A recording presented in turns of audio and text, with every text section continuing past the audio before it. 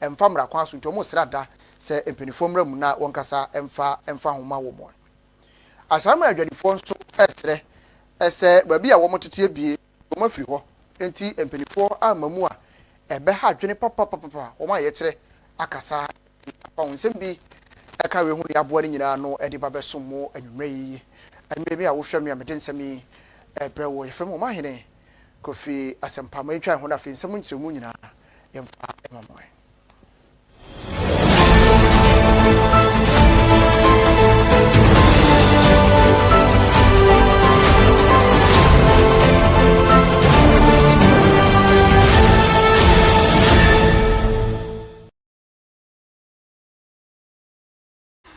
azan samna se na yemfa moye se wo ye drobani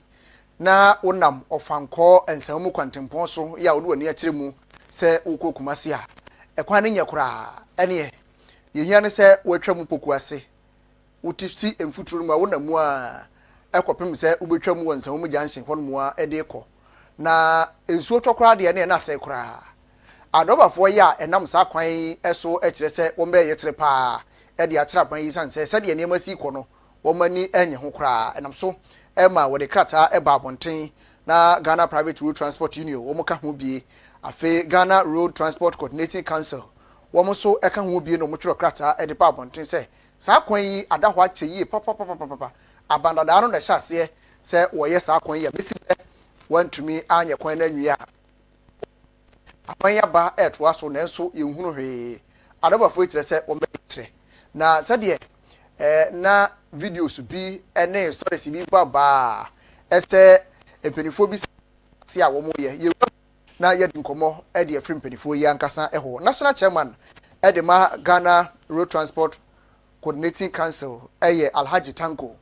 ye be kwa ahoma so en na kobonkomo na yahwe sen na wo mo siti no se de empenifo bi e kire se wo kwan no contractor kora ba so a wasase ya wo ye so adwuma ebi so kire se enye no kore obia ma kwan no so ya wo adwuma adobafo yi ewe senka ya ehwe ya kwan ne akwantempon so besie didi nkomo bia denso so hu dia ewura mu na ye monkomo ahaje majoe ye nya na wohuna mu bokode na me adoma ye ya da twedi ampon ase de musi eye no se mo beye ye kire ewo ekwan yi so no mate bibia frimpenifo ana ye dan ya na wotwi mu ye kire no ebeba so ye shem ebre ye shebre se ebre no so na se bibia anko so a ene ye beye oye kire no na free anopa no na videos ne stories e bo ba ne se contractor na san ko site a wasase ye adwuma mate bibisa na nokora be na wom ya ti bibisa ya ti bibisa nti nokora mi ye ne senka o chena nyame ya duma ebe bo modern atra ya se ye be kwa kwere okay ne hu se ne sitie enti obi kan say yemfa ne se bia makọ na se mahunu se contractor sase ya portals ahodo ewo kwan so wo felefele ni nyina no mo be jai mo ye kire na nka mo pese mo ye no ana asele ya of course say ade ne hia ne say be ye kwan no okay na so mo so a start so mo ya na o ye kire be ne san ko ebio se wo mu hyasie se wo mu eye ni ye dia okay eno ani say de nyame ase se wo be hiesie ma bibia ye kama nso wo ntimi fada ko enka se wo mu de be ye but wo mu hyasie no se natie no wo mu fill potholes no akase no na wo mu ya ka so no benya ba bi kakra mu so afa so ne sabe no so ye ho beto ye kakra na ye gidi se wo betimi aye na se nye sa ye hu se ade no enkoye anyumre stories a eba ene se engineer na abo amane se na wotwe enwotwe pepepe wode be kwa na mamo mu gidi se obetimi aye time ya wase yi so betimi aside wono na wo ye na djuma wono na okota ni mfidie ena wo ahwe kwa no se ne sitie ese o si na wotwe obetimi di aye ama ya ye de senke ni ehia ni se wo beye anka beda nyame ase so mutimi ye no na wotwe enwotwe no de maye ya enka ye ni je ma yen yo aji ate ene ye nhwe ani mu ese bia said ye tete na nye no kresa na wonye so adwuma ma mo said ye mo hwe no na yes omutimi ya maya ye omantimi ayensu na say yesu ye wo bibi bi wo ho nso a say yesu ye be right yeah that's say anwumre say efre wo je yen so yo mesu me damase Afsane Alhaji Tanku na Ekodi Nkomo we national chairman edema Ghana Road Transport Coordinating Council yanko yanimu na yanko ensemfoforo emwe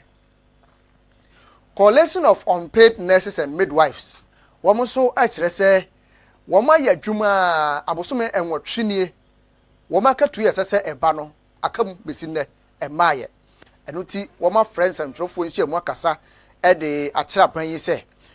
wohwe dwumadi a ekoso no a ya pa sade mpanifo aka no se adidi agya wo yi ene amuna enenamo adwuma a womo sha se womo ye no womo de nka omamba pa adwuma na womo ye aboa oman sade be ya nema nyina ebetumi akoso wano de ama wo nenso woma ya adwuma yi a abosome enwotwenie bibia enkoso eniti womo de womo sra ne se aban keka ne ho na bibi wo ho na so betumi aya wonye emfa emom sanse womododo enambe se mpem nson ebi anya clearance ebi nso nyaaye eto mo srada se bibi wo ho na se mpenifo betumi aya ni manim yayi womonye emfa ma wo. That our financial situation did not permit us. For 8 months now, since January 2025, we have worked tirelessly in the hospitals, in clinics, and in health centers across the country without receiving a single salary. We have given our best to care for the patients. Even we ourselves are sinking in despair. Where at all did we go wrong to deserve this kind of treatment? And so we ask, Mr. President, who cares for the caregiver? We were financially cleared before posting an assumption of duty, and we have all official documents to prove, including our appointment letters, which we will display at the end of this presentation. Yet today, the Ministry of Health tells us our financial clearance has expired. They claim to have written to the Ministry of Finance for extension. The Ministry of Finance intent says there is no budget for us until government complete payroll audit to remove ghost names. Meanwhile, a section of our colleagues have been paid with all their arrears. How possible can someone receive salaries but others have not and have their financial clearance expired when we received the financial clearance at the same time and were posted at the same time? While bureaucracy stores our fate around, our lives are deteriorating daily. So, Mr. President, who cares for the caregiver? We want to be clear here. Are the Minister of Finance and the Minister of Health trying to say that during the transition period, they did not receive any documents detailing our financial clearance and subsequent recruitment? If they did not, we have copies of all these documents, and same are stored on the official Facebook page of the Ministry of Health, which were uploaded on the 16th of August 2024 for your reference. You can go there to check. How sad it is, considering the fact that within the same group of nurses, we had to hit the streets, embark on a series of demonstrations, and engage our mother association, Ghana Registered Nurses and Midwives Association, before we were given financial clearance and subsequently posted. That was after staying at home for food. Na nsantam abanya ne suade hunu kese pa ene se obetu afuma gudie ya yetu a emfam ra kwa so no obetu ase ete afiri wo man mu na wonu so a etu fuma gudie bi a omutu ne nketewa mu ya ye frɛ mo license small scale miners wo so ede adesrede ato abanya nim se wo srɛ se aban emfa wo nhyem bi ɛko a ye ko de etie galamsey no aban emfa wo nka ho se de be ya ɛko no ebetumi akɔ nanim pa openi ba ko a wono ene da Daylight Mining Company ya wo atiwa west ano wono kire se wo hwe dwumadi aban yi di a kama ani je ho pa na se be ye betimi akọ nanim yi no we se aban yi omo hyemu sanse wo mu nanim tokuro bia illegal miners yi ehyehyemu se aban ne ye ne se betimi aboa owura yi eye Donald Mensa wo kire se wo hwe dwumadi a ekoso na aban yi mua na small scale miners no won fa mfidie emre wom na wom a eye legal mine ni nyina emehye small scale mu bi ntimi mua se de be ya ebetumi atu ase afiri wom ayi mu sedia meka ne se gold board ne de se meka se meka no se in favor yes small scale mine dia small scale mine bia ni hono mu a gold board na o de aba no sedia o mo to gold na ni je ho wacha se sedia he o mo to gold no yes small scale mine ya ni na mum yenti ayesa tena ase we hu se no sa gold board no eye no na se ye can't so mine ba papa dia gold board no 100% ni say ye tu gold no ye tu form agudie no ye ton sase ye rent machine ye ko hu ahefufo ye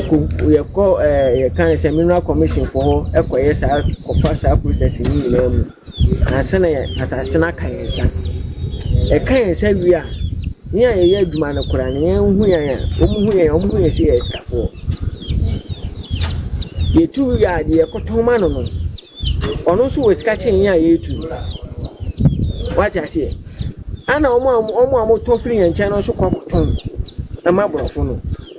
abrofo no so na kuta sika ni nyina ana government na atena sia na o si dabi sika na ekon edoso nempo no obroni tumi tena asia wasi gold no meto ni sei no ba be say price no aton the price on no ape no de ko what I say government ni nya so profit bia no de ko na government na asa bo modi atena asia hu se no se sika na nkrofo ne ko no se ka o man ni na o mo de bo man ne ho bra na se wasi obeto ni sei no wonya se sika na o de abo man no ho bra adenti na mesem yo man ma pa me mpreso se me preso na me gitu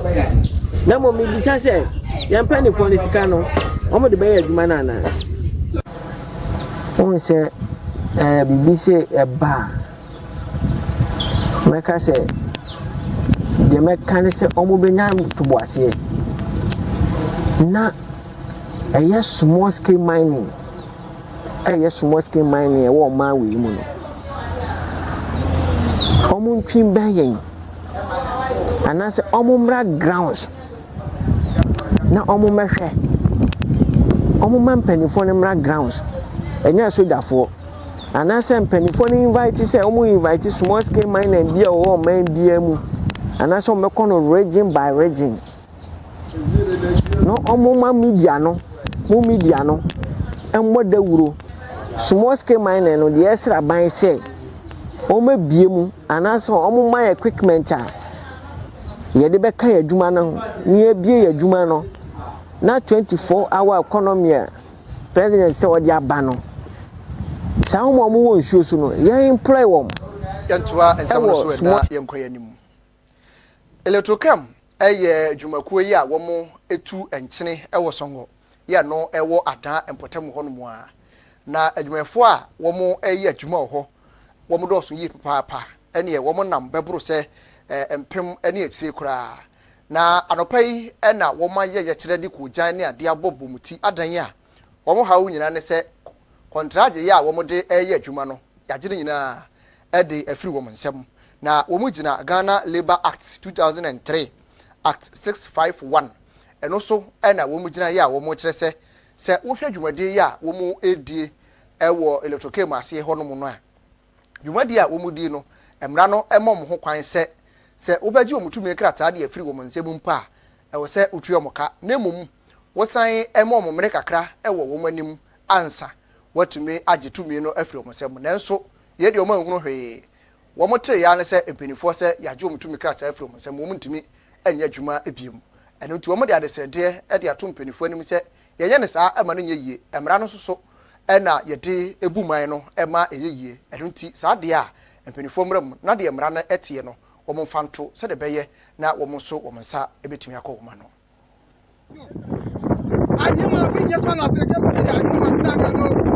apweso ami akbe no fe no kwami ninga nyo tun mini ma no bodi ima pare ba pa peso e kalo ku kare ha mi leta ke ye ni timi jata e ba ye ska video e bo e mo dia mi ne wo mi kone ma je ni ma ta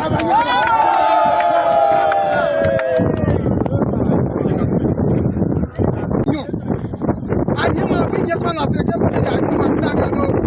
apweso ami akbe no fe no kwami ninga nyo tun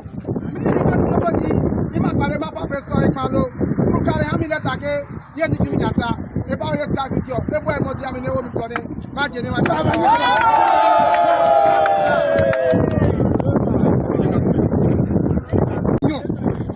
anyima binye kwana peke mutiri anyima mtanga no apweso ami akbe no fe no kwami ninga nyo tun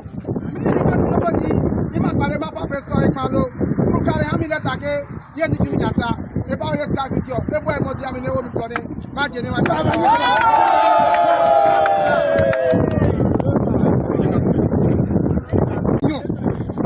anyima binye kwana peke mutiri anyima mtanga no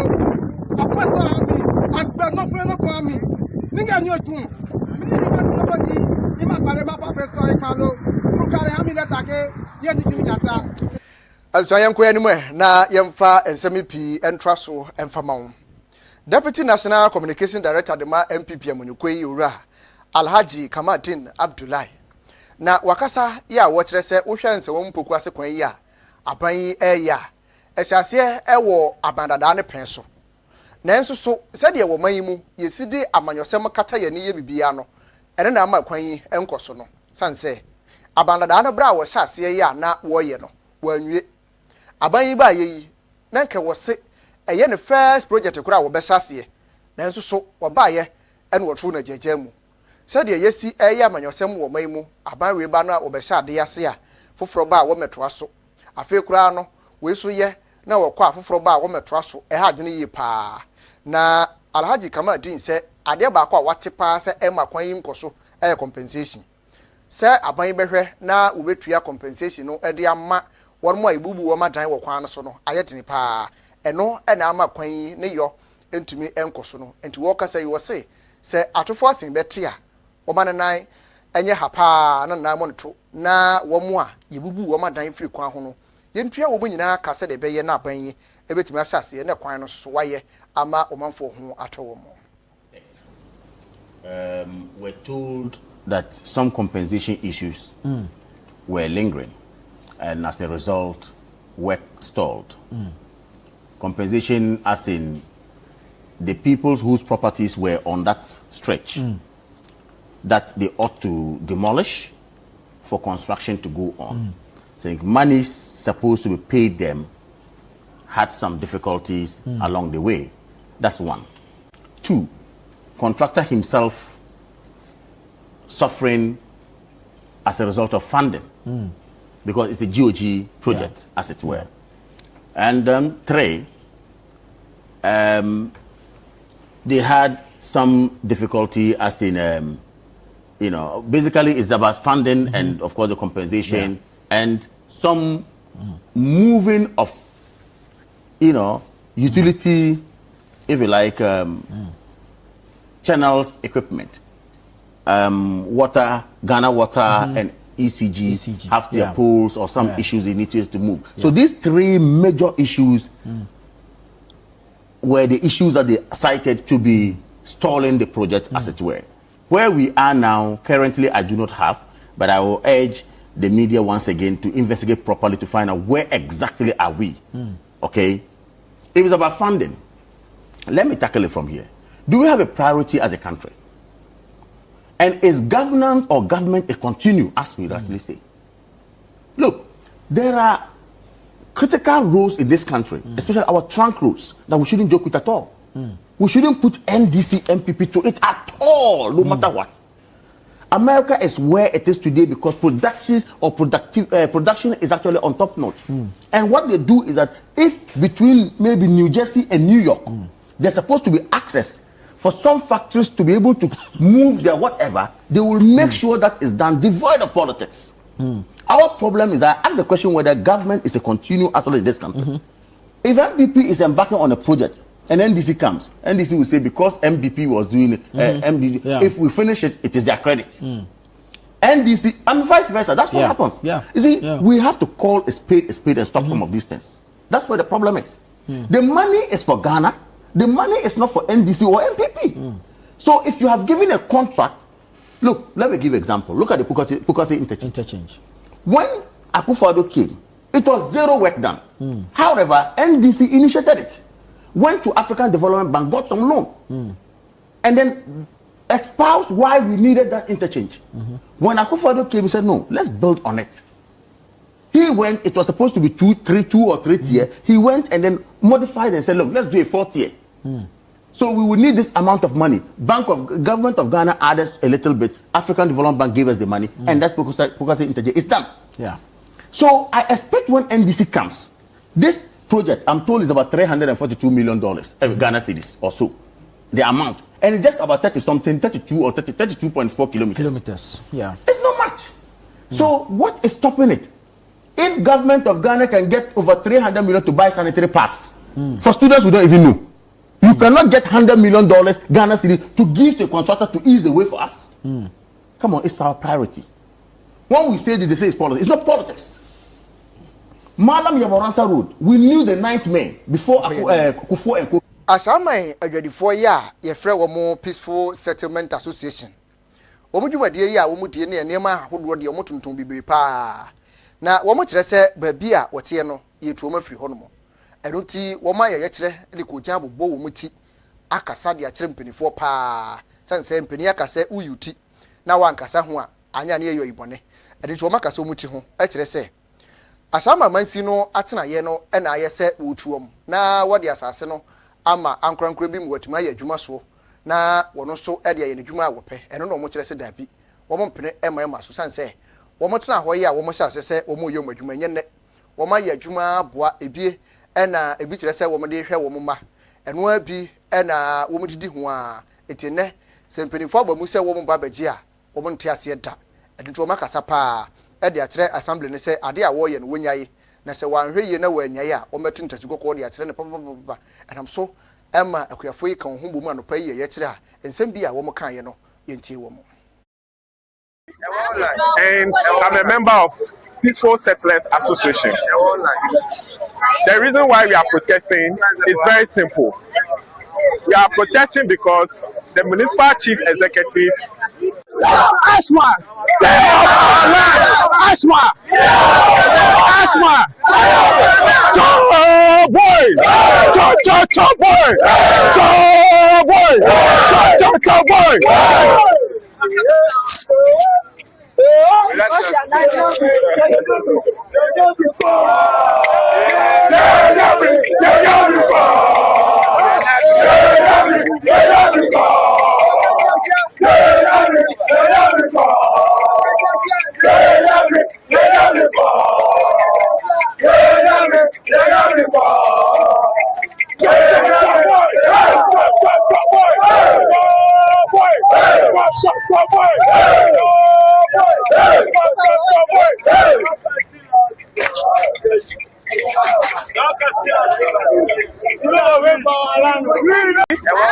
And I'm a member of Peaceful Settlers Association. The reason why we are protesting is very simple. We are protesting because the municipal chief executive. There is where Jemu ewo manfo mpotemu ahodoɔ wɔn nsɛm bi a etwago ye kɔ English yamafrum na ɔmanfo yi a wɔn wɔ hɔ na nanom atrankonya ɛkyerɛ sɛ adeɛ baako pɛ ɛna betumi aboa man kabom atumi akɔ n'anim yie papaapa ɛwɔ wɔn asetena ɛne wɔn daadaa kɔ ne abadie mu ne nyinaa ɛyɛ nkabom ɛno nti wɔn srɛ na nanom hemfo yɛ ɛwɔ mmeammea ahodoɔ yɛ ne nyinaa wɔ nkran nsase so sɛ wɔn nka wɔn ho emumu nsase ho mansotwe watimi wakame ne nyinaa wɔn enyimfi wɔn akwan mu na mmoa ɛma mpuntuo ntumi nkɔ n'anim yie papapa sɛdeɛ nkramantam wa nanom ɛhyɛ homɔwɔ afahyɛ ne no ɛna nanom ɛbɔ dwadata yɛ a wɔmoto nsa efre mpanifo ahodoɔ ya ni kwashi bɔlɔ ya wɔtɔ so ɛnan wɔno na yɛ hene ɛwɔ English amafrom wɔgye brɛ ɛne nsɛntwerɛfoɔ ɛbɔ nkɔmɔ ɛkyerɛkyerɛ mu hia sɛ nkabom ebetimi aba wɔn nsase ɛsoɔ na owie ya pɛ ɛna ga south mansi no so krache oronyamfo Moses Kabu Kubi ono so ede bi to so a wo kyerɛ apan ye ne so ade hunu ya wɔwɔ ede ma ɔmanfo ya wɔmo ɛwɔ ga south sɛ obɛboa ama enema ahodoɔ ye ɛkɔsoɔ ɛne gates ahodoɔ bɛyɛ afei akwan ne akwantempo ahodoɔ ne nyinaa mu betumi ada hɔ sɛ de bɛyɛ na wɔmo so mpuntuo ebetumi akɔrɔ nim paa wa manfruma em say ya kan ma ba yini ya kan na development bi bebe ko bi so a yan kroma for je wo ho yan fo no ye wo no na mom tikapudo a de fi aban chen ma dia ye cabin ana te dia ya kwan ene ye dune system ni na no emfi ahemfo no iti no efi aban no na se ebre be so mi ame ya to aba campaign no mo de sha ase ye ma omo ye campaign to a promises we say nyina no eba na se ebe wie na se ebia abankro benya benyo na se otna so a akwa se ebia na otwi nani ubisa MPLC MCE ubisa MCLC MP ubisa MP so o say local government ubisa local government o say at the say vice president ubisa vice president of the first lady ubisa at the say first lady so o say president and yes to bia na omotwaye eja enya hanko a emse mi patem na entiesre aban. Most of the roads in the municipality are not in the good shape. That needs to be worked on. Even the classical example is the road right in front of his house. That needs to be attended to. And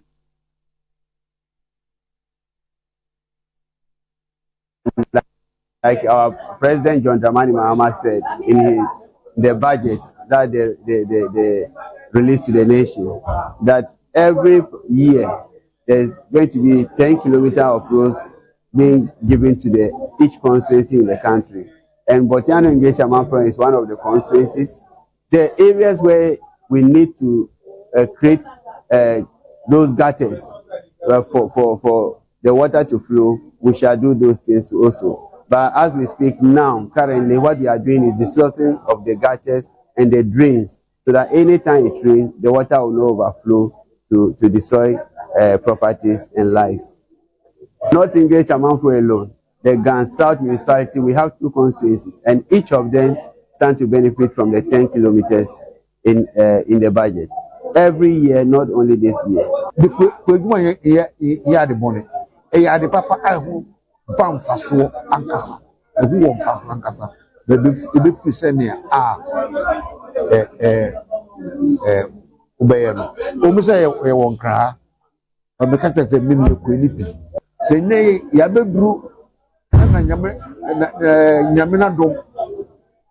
ye first harvest aba e se ye di no muro so re fe pete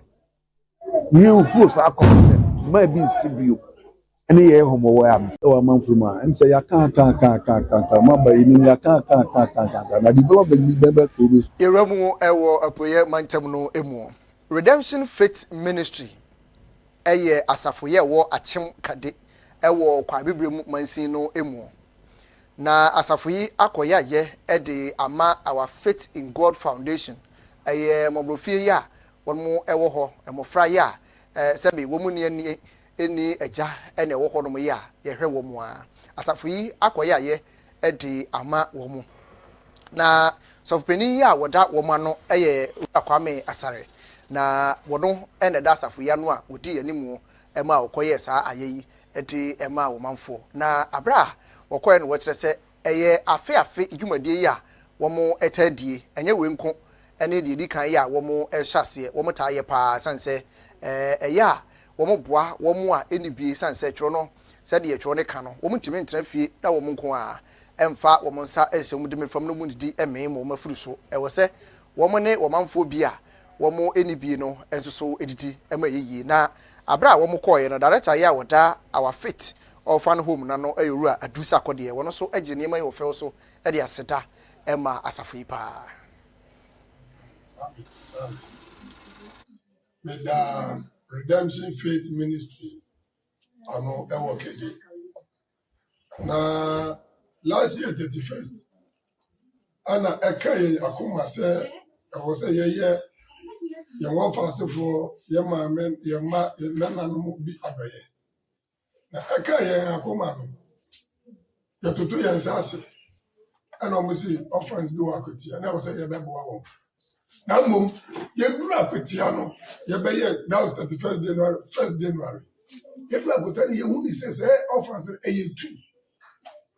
But they do one month dida. Yes, there be any society as I say, yes, and the year you share and you are for actually crying. No, almost you be on my way because say and therefore I was one who penny. I was all for so bad day. Ube unu kakra. And inti a kaya akoma say you be a revival na you be ababe boa in the key. In fact, you buy a hano. And every enemy you say, I'm sorry, you be through. The you be through, you want to say, and health care. In fact, they need help.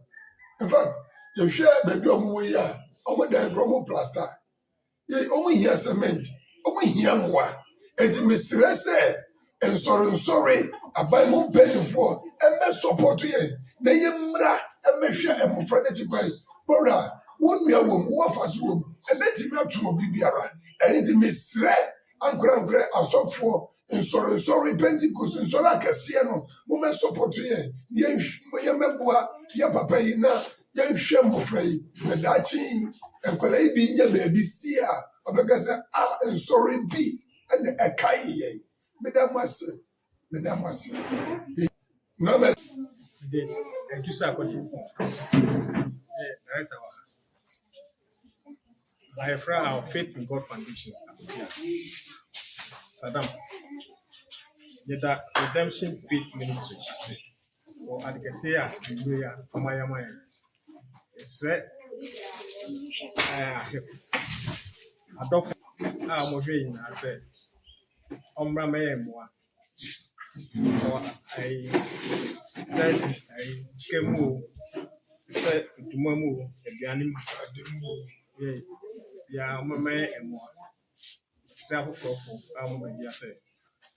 Yeah, support. I invest one for that. I'm a keeping a point. Our faith support foundation. Saddam. Ska, Gianni.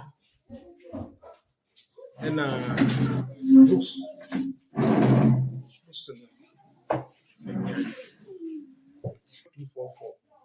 244-046-311.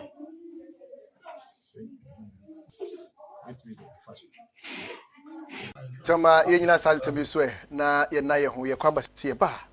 ye do beko amahodo so ensem emu.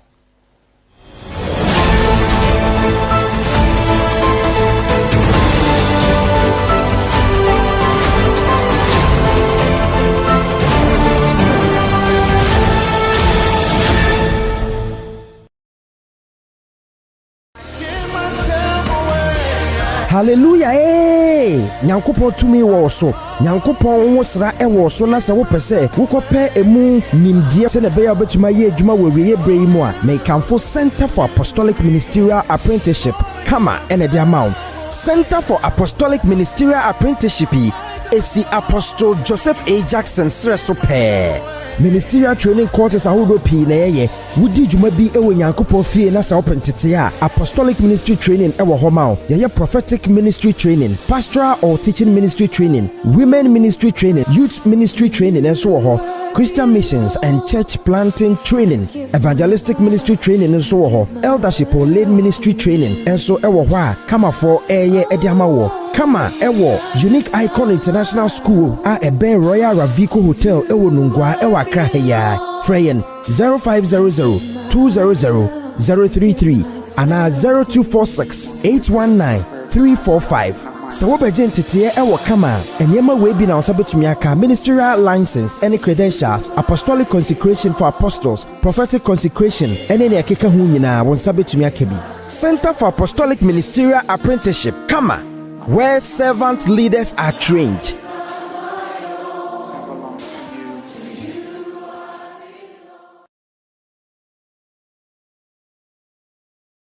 Oh yes! A brasso say we be about diet so person yen and training no abem. A quina be the I Am Media and Professional Institute Echrewe. The I Am Media and Professional Institute bia ye titins and trefo emo mobayens and trefo mapa. Ye de wom kra say practical near 80% and a theory 20%. So we wanted to hear what the I Am Media and Professional Institute are. Yebe mo akoye intention our Great Commission Television and afenso Radio SM Online. And now radio and that TV station here agidi wo my Ghana. And titiye na yede ma ono ebi ne graphic design, motion graphics, video and audio editing, camera handling, TV and radio presenting, communication skills, media law and ethics, media production, news writing, editing and reporting. It is a JHS nwewie and now SHS and now push yapon say university akwenya ne da oma and ye men say adajo for the I Am Media and Professional Institute CA it was 0244 346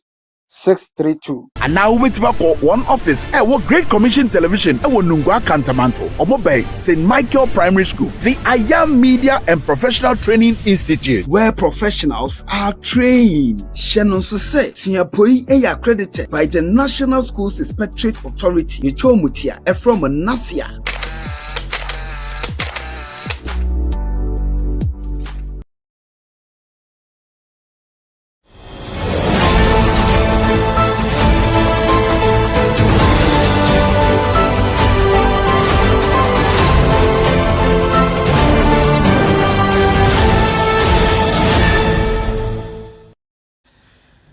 Abisama yana wase se wajeprena watwen yede kase no eko amahodo so ensem emu